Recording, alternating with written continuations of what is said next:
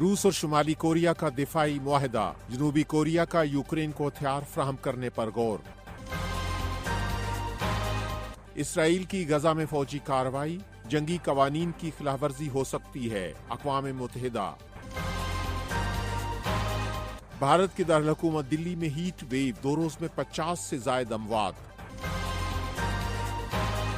Voice of America Washington سے اہم خبروں کے ساتھ محمد جلیل۔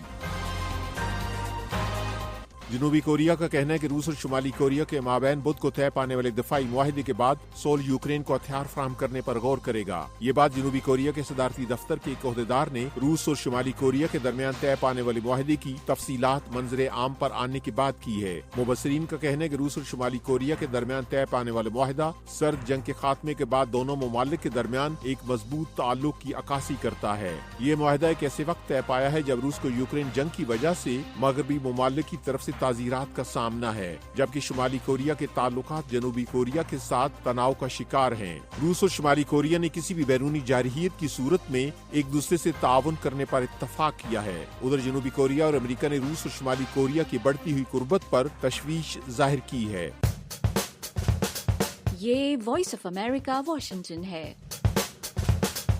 اقوام متحدہ کا کہنا ہے کہ ممکنہ طور پر غزہ میں اسرائیلی فضائی حملوں سے جنگی قوانین کے بنیادی اصولوں کی متعدد بار خلاف ورزی ہوئی ہے۔ بدھ کو جنیوا میں عالمی ادارے کے انسانی حقوق کے دفتر سے جاری ہونے والی ایک رپورٹ کے مطابق گزشتہ سال اکتوبر اور دسمبر کے دوران غزہ جنگ کے ابتدائی ہفتوں میں اسرائیلی فورسز کی جانب سے کیے گئے 6 فضائی حملوں کا جائزہ لیا گیا ہے۔ ان حملوں میں 200 سے زائد افراد ہلاک ہوئے تھے۔ ان حملوں میں رہائشی عمارتیں، ایک اسکول، ایک مارکیٹ اور ایک پناہ گزین کیمپ کو نشانہ بنایا گیا تھا۔ اقوام متحدہ کے ہائی کمشنر برائے انسانی حقوق وولکر ٹرک کا کہنا ہے کہ ایسا محسوس ہوتا ہے کہ اسرائیلی فورسز نے بمباری کی اس مہم کے دوران عام فلسطینی شہریوں اور حماس کے جنگجوؤں کے درمیان مؤثر طور پر فرق کرنے کی کوشش نہیں کی ہے۔ رپورٹ کے مطابق فلسطینی مسلح گروپوں کی جانب سے بھی اسرائیل پر میزائل حملے بھی بین الاقوامی انسانی حقوق سے مطابقت نہیں رکھتے۔ ادھر جنیوا میں اسرائیل کے مستقل مشن نے اس رپورٹ کے حقائق اور اس کی قانونی طریقہ کار کو ناقص قرار دیا ہے۔ انہوں نے رپورٹ کو جزوی حقیقت پر مبنی تصویر قرار دیا ہے اور کہا کہ اسے قانونی نتائج حاصل کرنے کی کوشش ناقص ہوگی۔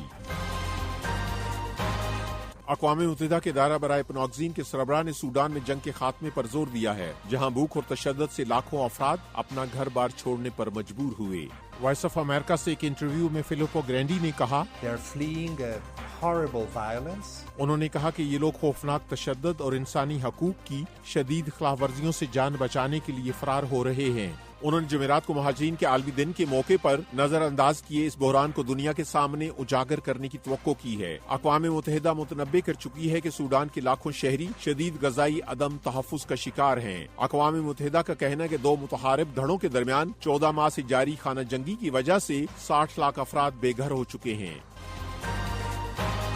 چین کی کار بنانے والی کمپنیوں نے بیجنگ سے مطالبہ کیا ہے کہ اگر یورپی یونین چینی گاڑیوں پر محصولات عائد کرتی ہے تو رد عمل میں یورپی یونین پر 25% درآمدی ٹیکس عائد کیا جائے۔ چین کے سرکاری میڈیا کے مطابق یہ مطالبہ چین کی وزارت تجارت کے زیر اہتمام ایک بند کمرے میں ہونے والے اجلاس میں کیا گیا ہے۔ اس مجوزہ اقدام سے یورپی ممالک کی پیٹرول سے چلنے والی گاڑیاں متاثر ہو سکتی ہیں۔ گزشتہ ہفتے یورپی یونین نے چینی الیکٹرک گاڑیوں پر 4 جولائی سے 38% ٹیکس عائد کرنے کا اعلان کر رکھا ہے۔